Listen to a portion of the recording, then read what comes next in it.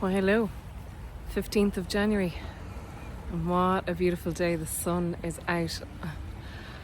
You know, I wasn't going to come out. I told myself I was too busy. I didn't have time. I was too tired. And then I was like, nope, I'm coming out. And as I walked over the threshold of my apartment, there was a feather there. So I was like, okay, yeah, I know. I'm meant to be out, haven't I? Last night was a long video, so today is going to be a little bit shorter. And a theme that I want to talk today about, and it kind of touched on what I was talking about yesterday, and it was that idea of right-sizing the individuals that we make really big. So that idea, when we make the other person bigger than us, we perceive them as we're the little ones and they're the big ones. And automatically we're making them too big, potentially.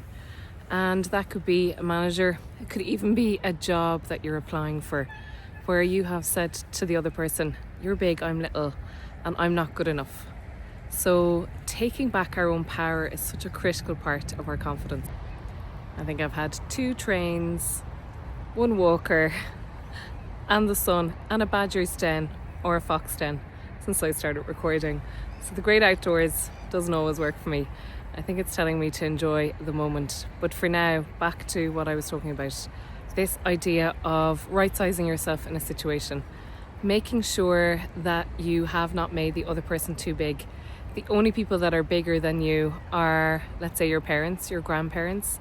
So what comes first takes precedence. But it doesn't mean to say that we overgive or overextend ourselves and make ourselves much smaller. So what would taking your power back look like? Let's say you're going for a job, and that was one of the examples of a client this morning, and they have decided that the other person has control over their life and their fate, and that is not the case. You have control over your career. You have control over what is important in your life, not this person in front of you that doesn't care that you're a kind human, that just wants you to deliver on something. So you are control of that and taking back that control, because that is the most critical key thing within the confidence sphere.